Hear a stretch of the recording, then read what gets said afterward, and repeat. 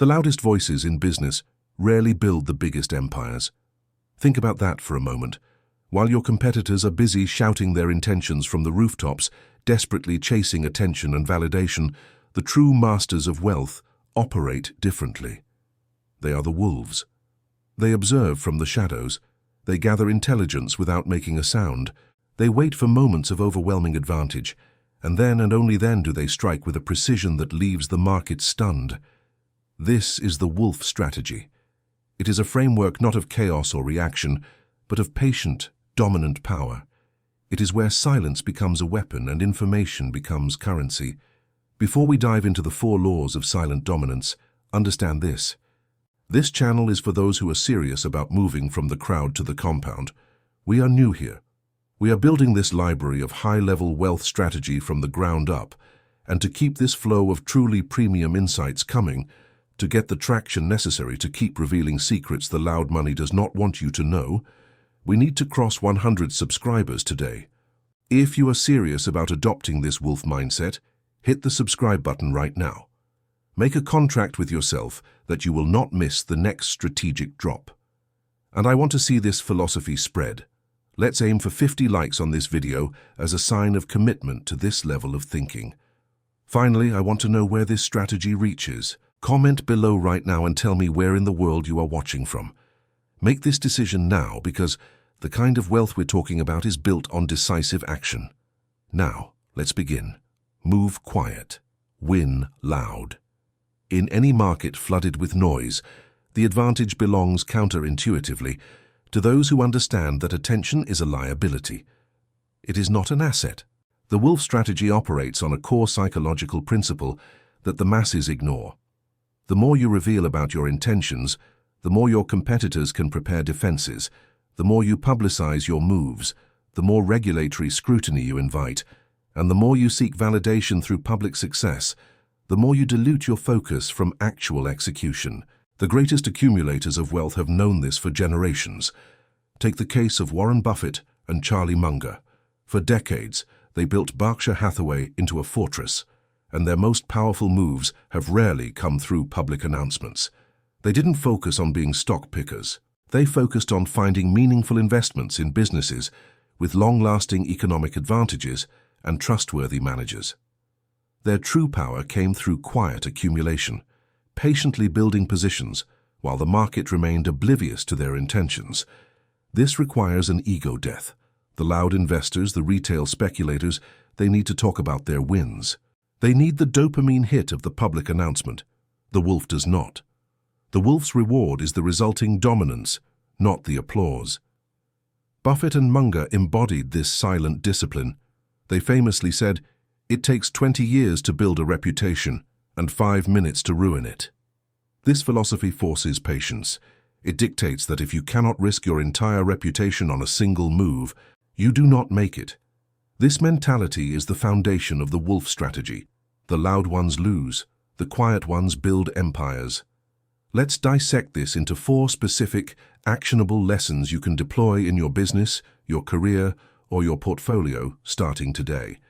The first principle of silent dominance is the creation of information asymmetry.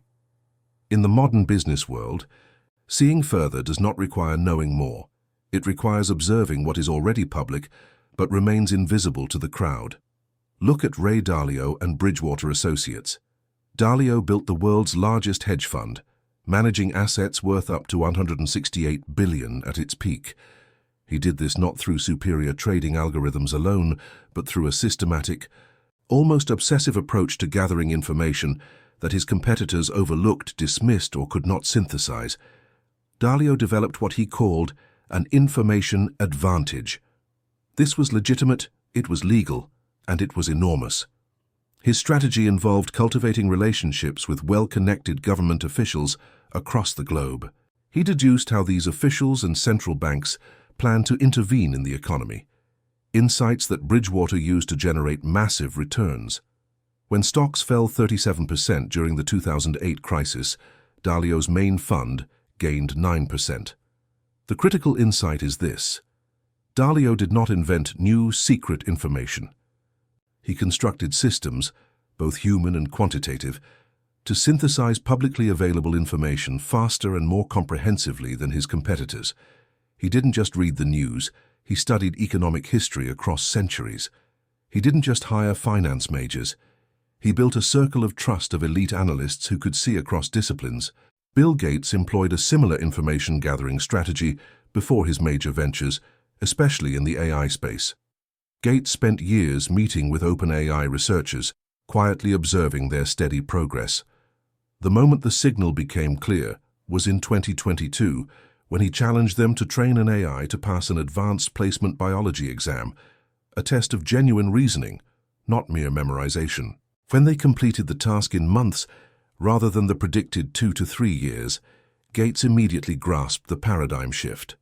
While most observers remained fixated on marketing narratives and consumer applications, Gates was already integrating the intelligence into his own framework.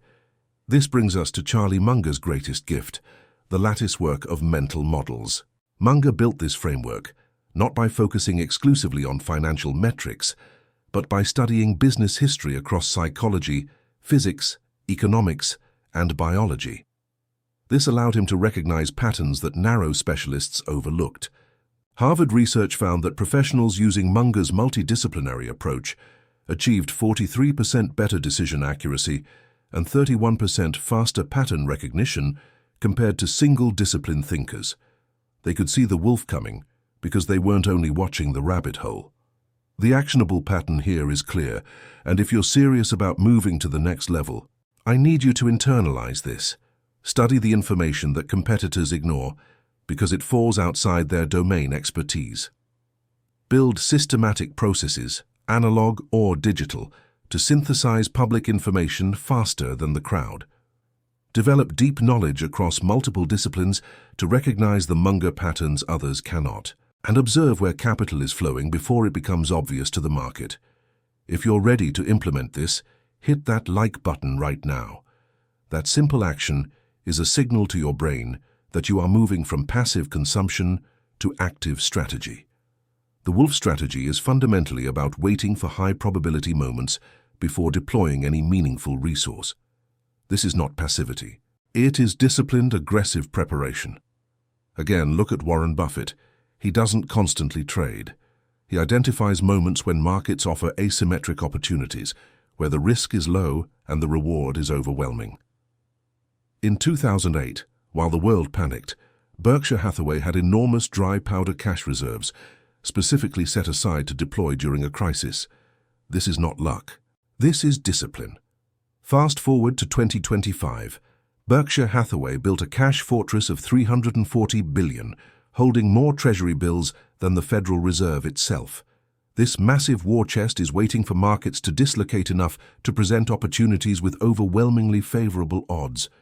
You must ask yourself, when crisis hits your industry, will you be frantically scrambling to secure capital, or will you be the buyer of distressed assets?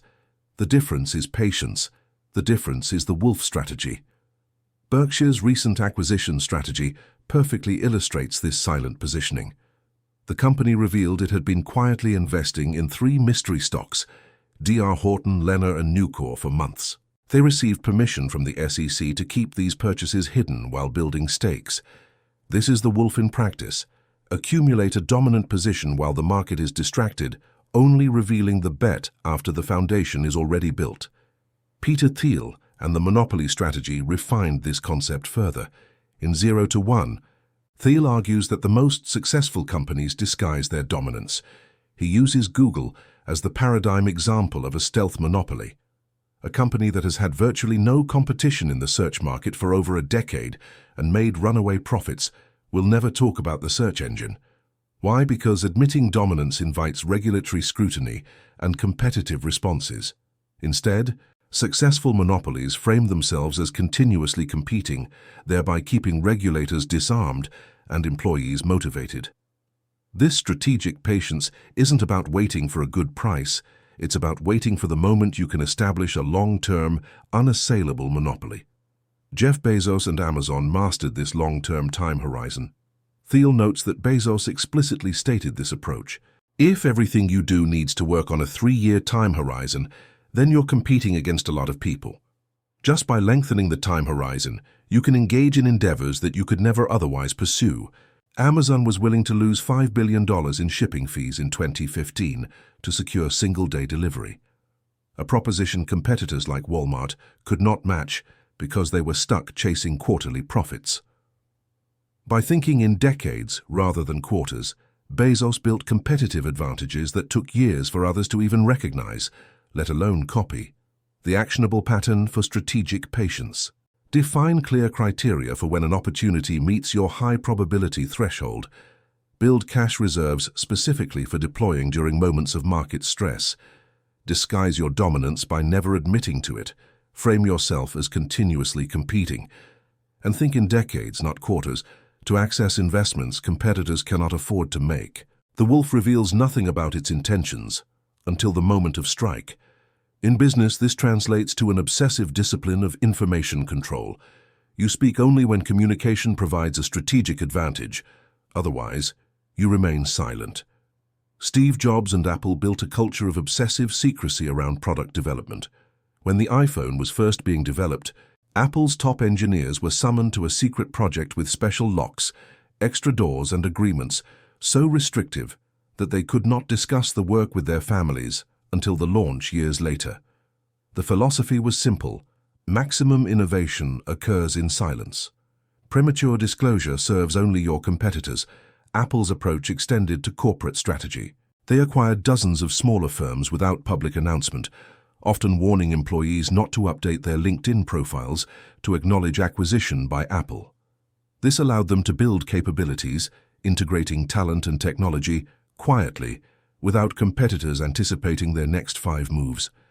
Look at Tim Cook, Apple's CEO since 2011. Cook operates with a quieter genius, focused on operational excellence, supply chains, and capital allocation rather than image and ego. Cook navigated Apple through unprecedented supply chain disruptions, antitrust scrutiny, and the loss of its founder, becoming the first U.S. company to surpass a $2 trillion valuation. His success came not through public pronouncements or celebrity, but through operational excellence executed in relative silence. Dominance does not require celebrity. Elon Musk and Tesla employed strategic silence in a different way. Rather than traditional advertising, Musk explicitly stated Tesla's philosophy. What we're seeing is that word of mouth is more than enough to drive our demand in excess of production. We have no plans to advertise at this time. This forced Tesla to demonstrate value through product performance rather than marketing noise. The result? Tesla created a powerful network effect where every owner became an unpaid advocate. The silence on advertising was paired with extraordinary, undeniable product differentiation. The ultimate example of institutional-level information control is again found in Berkshire Hathaway's SEC confidentiality rules. When Buffett identifies a company for acquisition, large investors are allowed to keep purchases confidential for a set period. This prevents others from inflating prices while he accumulates his position. Berkshire has leveraged this repeatedly, announcing major stakes only after the foundation has already been built. This prevents competitors from front-running acquisitions and prevents regulatory attention until concentration of ownership becomes impossible to reverse. The actionable pattern. Communicate only when it serves execution, otherwise silence becomes power. Build capabilities in silence. Reveal only when execution is imminent. Use every legal or structural confidentiality mechanism to build positions undetected. And pair silence on your intentions with clarity on your capabilities once execution begins. I want you to take a moment and think about this lesson. What is the single biggest commitment you have to make to embrace this culture of minimal strategic communication? What ego gratification are you willing to sacrifice for genuine wealth creation? Leave a comment right now with your biggest takeaway or your current business challenge. Tell me what information you're ready to stop sharing. It's the first step in adopting the wolf's discipline. The wolf does not make grand gestures. It makes targeted strikes at leverage points, where small actions yield disproportionate outcomes. Charlie Munger's 4-filter system is the epitome of this precision. He avoided complex portfolio theory, instead applying 4 elegant, powerful filters: First, the circle of competence. Only invest in businesses you genuinely understand. Second, the economic moat test.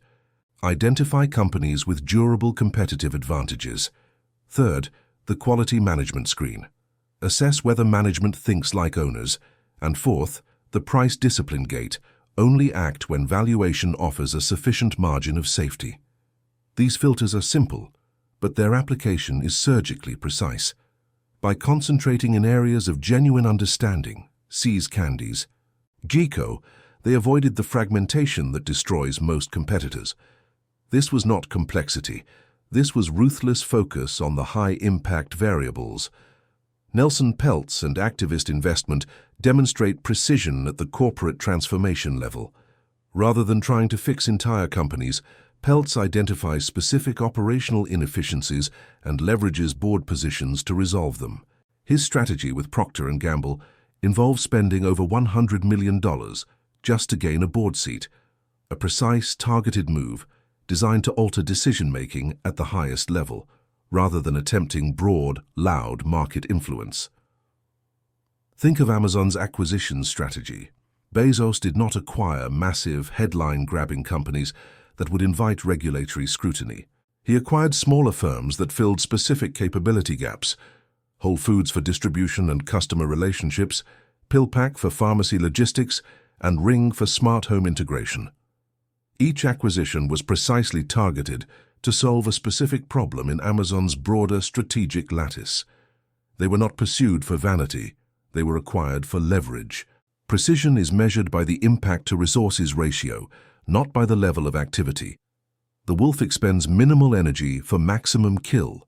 The actionable pattern: identify 2 or 3 high-impact leverage points in your business. Ignore everything else.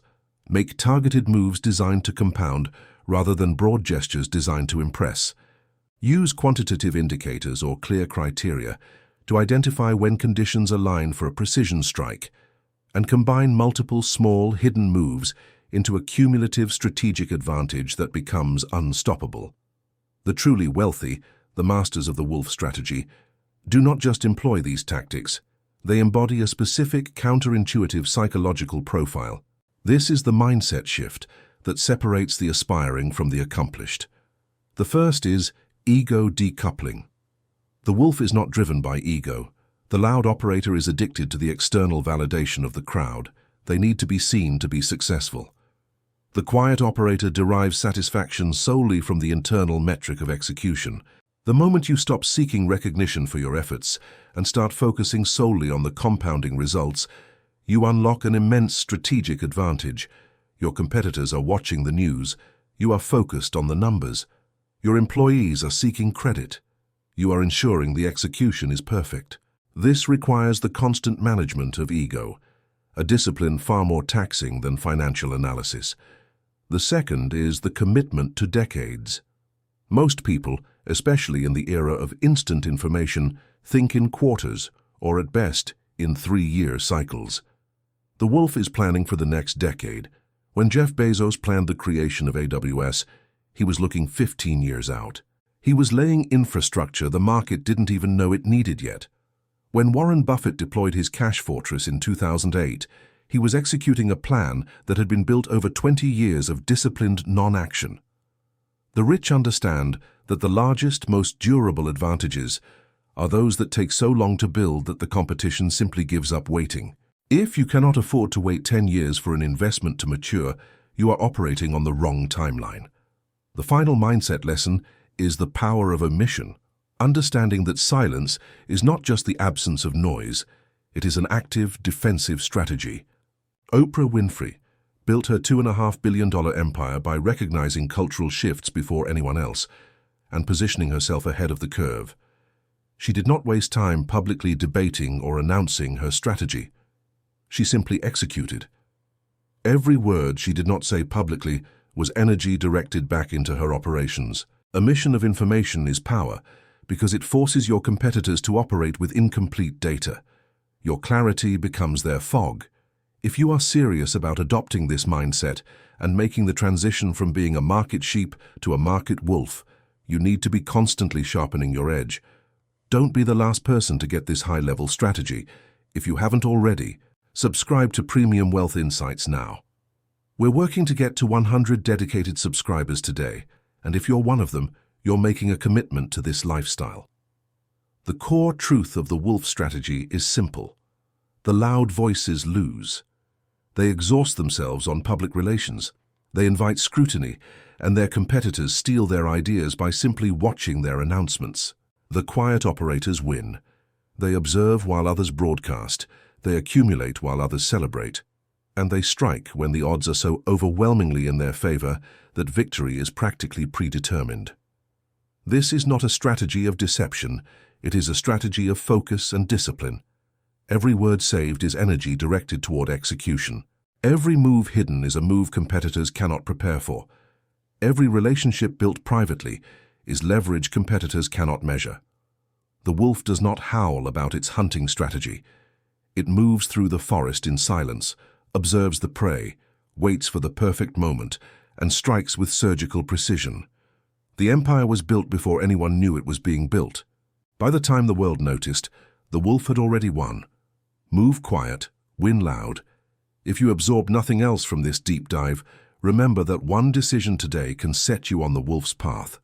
Hit the like button to lock in this commitment to silent dominance, and tell me in the comments the most challenging aspect of embracing this quiet strategy. Next week, we're dissecting the scarcity principle and how the ultra-rich use artificial boundaries to create infinite demand. Don't miss it.